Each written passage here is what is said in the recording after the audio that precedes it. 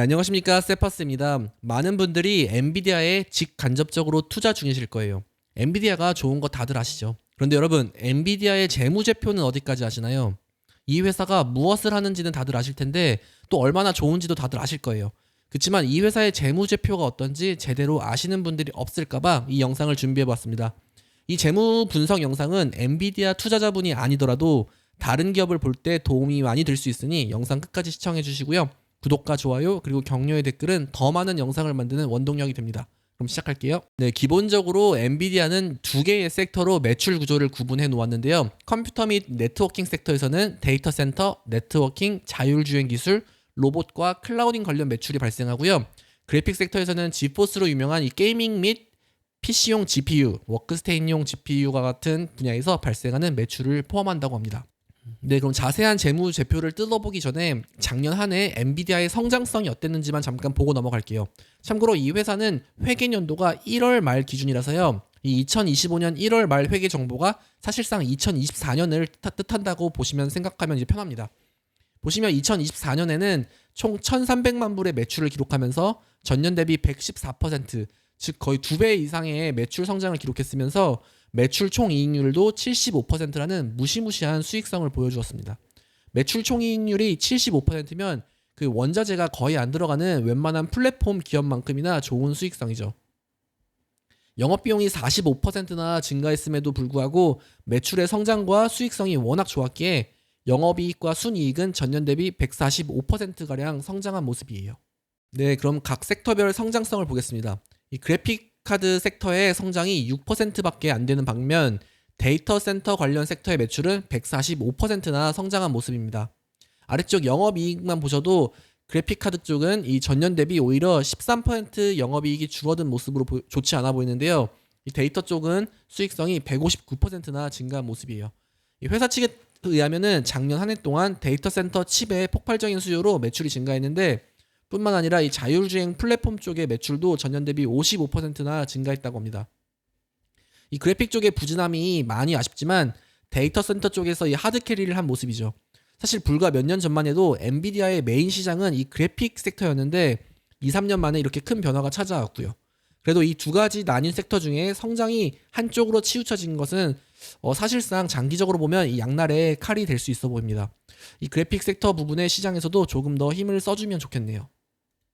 자, 그러면 두 섹터의 3년치 매출 비교를 보시면 2022년쯤에는 이 데이터 센터와 그래픽의 매출이 큰 차이가 없었지만 2023년에는 이렇게 3배 가량으로 이렇게 차이가 나더니 2024년에는 거의 9배 가량으로 벌어지는 모습이죠.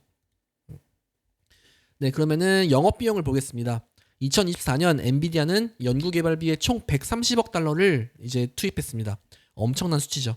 그렇지만 이렇게 비용을 많이 투입해도 전체 매출이 워낙 크게 증가했음에 전체 매출 대비 9.9% 비중으로 오히려 전년 대비 줄어든 모습이에요. 매출이 2배가 됐음에도 이 판관비에는 큰 변화가 없었고 매출 대비 2.7%로 크게 줄어든 모습입니다. 와, 이 판관비가 전체 매출의 2.7%밖에 안 되는 기업은 정말 손에 꼽을 것 같아요. 결과적으로 전체 영업비용이 50억 달러가 증가했음에도 전체 수익성은 6%가 개선되는 모습이고요. 그럼 지역별 매출 성장 추이를 보겠습니다. 북미 시장은 여전히 엔비디아의 가장 핵심 시장이고요. 2022년부터 24년까지 2년 만에 북미 쪽 매출은 638% 증가한 모습이고요. 싱가포르 매출은 935% 증가하며 이제는 엔비디아에서 북미 다음 두 번째로 중요한 시장이 되었어요. 기존에 가장 중요했던 이 대만 시장의 매출은 194% 증가로 싱가포르에게 2위를 넘겨주게 되었고요. 사실상 이 이유를 보시면은 앞서 설명드린 것처럼 매출 비중이 이 게이밍 그래픽카드에서 데이터 센터 쪽으로 바뀌면서 그렇습니다. 대만에는 이제 아수스나 다양한 게이밍 그래픽카드를 만드는 기업들이 많아서 이전에는 이쪽 매출이 굉장히 이렇게 중요했지만 싱가포르에는 아마존 클라우딩인 AWS, 마이크로소프트, 구글 등 주요 데이터 센터가 많이 밀집해 있기에 이쪽으로 매출 구조가 많이 바뀐 모습이에요. 네, 결과적으로 엔비디아는 2024년 기준 62.4%의 영업이익률과 55.8%의 순이익률을 기록했는데요. 이 순이익률이 55.8%라는 거는 정말 말도 안 됩니다. 거의 사기죠. 제품을 1,000원에 팔았으면 550원이 순이익이라는 건데 어떻게 보면 제조회사죠. 이 제조회사 기준으로 정말 이거는 말도 안 되는 수치인 건 확실합니다. 네, 문제는 이렇게 고성장한 엔비디아가 앞으로도 꾸준히 이렇게 성장성과 수익성을 유지할 수 있을지는 이제는 좀 걱정되는 모습이고요.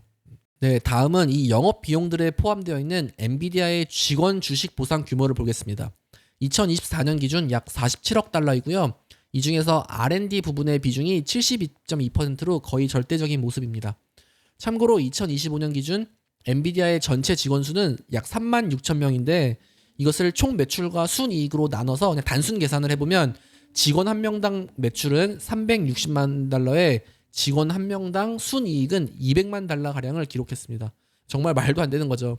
직원 한 명당 원화로 약 24억 원의 순이익을 발생시키고 있는 조직이란 뜻이에요.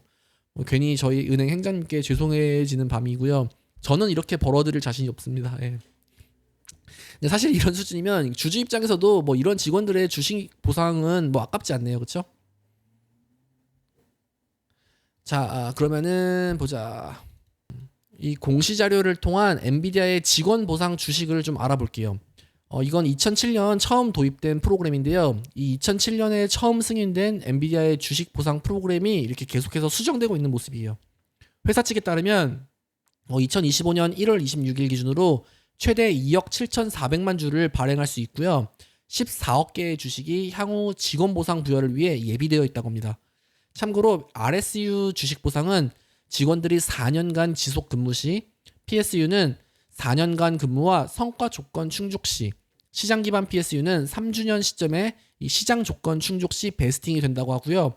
베스팅 주식 수는 이 보상위원회가 성과 기준에 따라 결정한다고 합니다. 즉 아무렇게나 이렇게 무차별적으로 직원들한테 뭐 주식을 주는 게 아니라요.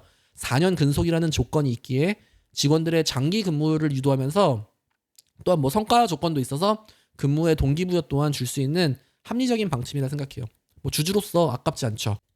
네, 이런 직원 보상뿐만 아니라 이렇게 주주들을 위한 보상도 해주는데요. 바로 자사주 매입과 배당 지급이죠. 엔비디아의 자사주 매입 프로그램은 2024년 8월 26일 승인되었고 이 사회가 총 500억 달러치의 추가 재매입을 승인했어요. 그래서 뭐 2024년에는 총 340억 달러치 자사주를 매입하고 소각을 했고요. 뭐 25년 뭐 1월에서 뭐 2월까지는 추가적으로 또 총 37억 달러를 매입했어요. 그래서 25년 2월 21일 기준 총 350억 달러 가량의 자사주를 매입할 수 있는 권한이 있다는 겁니다. 네, 또한 이렇게 배당금도 지급하는데요. 2024년 기준에는 총 8억 달러 가량을 배당으로 지급했어요. 즉 자사주 매입과 배당 지급으로 이 주주 환원에 극대화하는 모습입니다. 자, 이제 여러분 절반 정도 왔습니다. 손익계산서와 수익성을 한번 알아보았는데요. 이제는 회사의 재무상태표와 현금 흐름표를 보겠습니다.